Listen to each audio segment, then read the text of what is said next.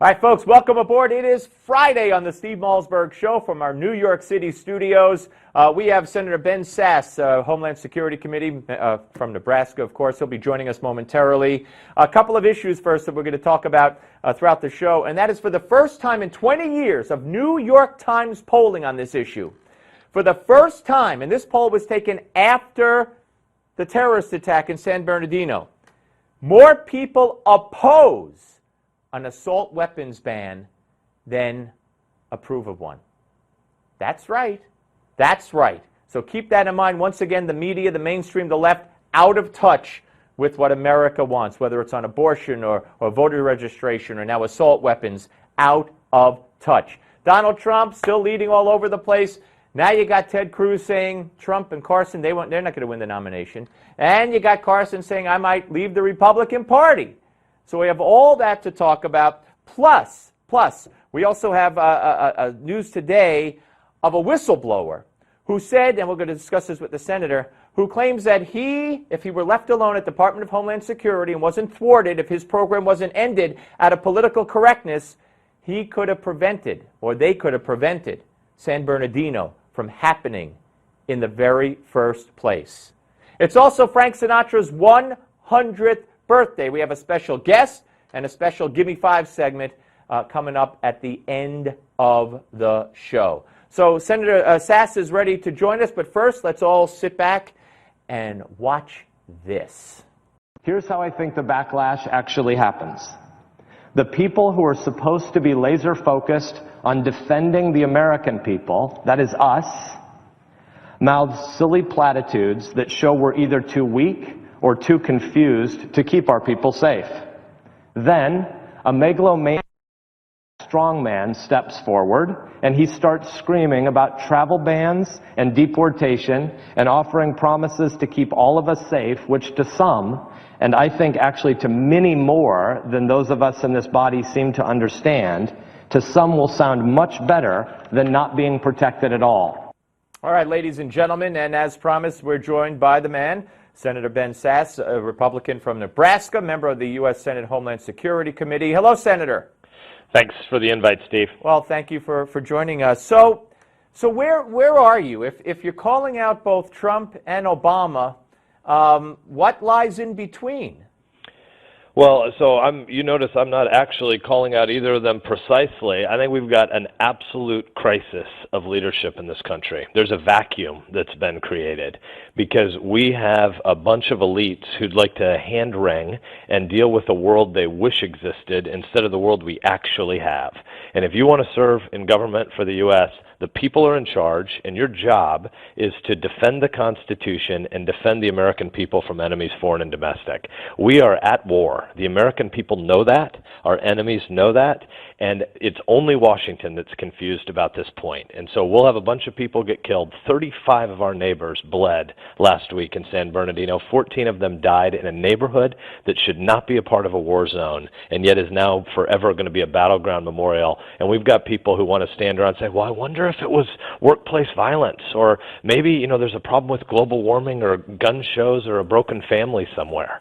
I personally think broken families are tragic here or abroad, but this isn't about that. This is about a specific ideology that wants to kill in the name of religion, and we've got leadership that won't even acknowledge we're at war or the nature of the enemy we face.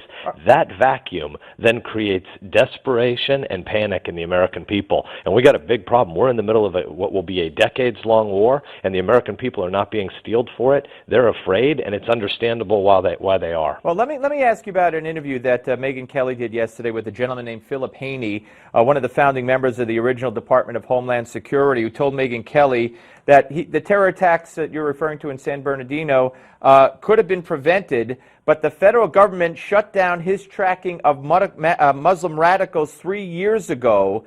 He's become a whistleblower, and he says his program would have stopped the massacre, that he was looking at this group that's an umbrella group that various mosques belong to, including the mosque that the male shooter in San Bernardino belonged to. And that because of that affiliation, he would have been eventually put on a no-fly list, and he would not have been able to have left the country, blah, blah, blah. But there were the State Department memos that he saw through FOIA that shut down his program and said we cannot profile Muslim groups. Yeah, so I've heard bits and pieces of his story, but I don't know enough details on that to comment intelligently on him narrowly. But I will say this more broadly. There are absolutely going to be more attacks against free society. And after those attacks come, it's not going to be the case that all of them are preventable. We believe in freedom, and so when people have freedom to move in the brokenness of humanity, some are going to kill people. But the reality is some of these are going to be preventable, and we've got a bunch of people in the national security structure and in the intelligence community who want to fight to defend our freedoms. There are some good, hardworking, freedom-loving civil servants out there, and there is a complete vacuum of leadership above them. They have a commander-in-chief that won't even name the enemy we face and wants to have this delusional, jihadi denial So posture. you're saying, not to interrupt, put words in your mouth, you're saying that of the attacks that are ahead in the future, some are preventable, but because of political correctness and the way things are being done now, they will not be prevented. I think it's very possible that there will be preventable attacks that we will fail to prevent. Yeah, well, that's very frightening. All right, so what do we do? So what do you specifically think about Trump's plan? I mean, you don't like it from what I heard. Well, so I really am not all that interested in the nature of Trump or somebody else that fills the vacuum. What I'm worried about is the vacuum. The United States is not in the business of starting or ending the wars. We're in the business of winning wars. Wars are not to just be ended. Wars are ultimately won or lost, and we need to intend to win, and we need to win.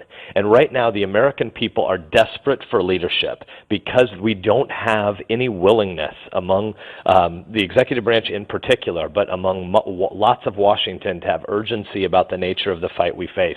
We need to have the American people understand that this is a decades-long fight. We are not at war with terrorism. It's just a tactic, right? I mean, there are millions of different ways that you can execute a war, and we are not at war with sociological categories like extremism or radicalism as just generic academic faculty lounge chatter. ISIS, but ISIS is just the specific splinter group of the old Al-Qaeda in Iraq.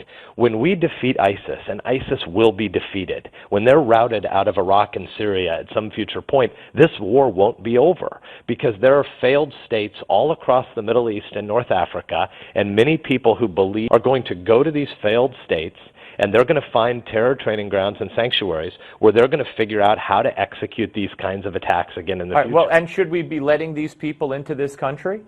Well, we defined exactly who these people are. Well, that's the problem. How do you find out among the Muslim populations, which if you look at the Pew polls, 90, 80, 70% in these countries want to live under Sharia law. It's not like they're coming here to assimilate and love democracy. So I agree with you that I think it's a minority. I don't think it's over 50%. Oh, no. No. Look at the Pew polls, sir. Yeah, I read the Pew polls regularly. Most of them are 10 and 20 and 30%. There are some that are north of 50%. But here's the important point where you and I agree. What is absurd is to either, on the one hand, say there are like 6 guys from broken homes who intend to kill in the name of religion, and it's random. It's maybe workplace violence. Or on the other extreme, to say that we are at war with all Muslims. Neither of those are true. What is absolutely true is that somewhere between tens of millions and a much larger number of people in the Pew kind of data that you're citing believe in jihadi killing. They believe in suicide bombing, and some significant number believe in a kind of Sharia law that is clearly violent. And we are at war with that strand, with militant Islam. And so we need to be able to unite around the First Amendment, because what we want freedom for is so that government, you and I agree that government is a framework for ordered liberty, so your listeners can go out and live freely as they build small businesses and as they love their neighbors and raise their family and worship freely and coach Little League. The meaning of America is freedom from fear of violence, and we are at war with those that want to spread violence. We agree on that, sir, certainly. Hey, listen, thank you. Have a Merry Christmas, and thank you for joining me. Thanks, Steve. Take care. Senator Sasse, ladies and gentlemen. Up next, the Malzberg panel, Tom Borelli, David Goodfriend. Don't go away.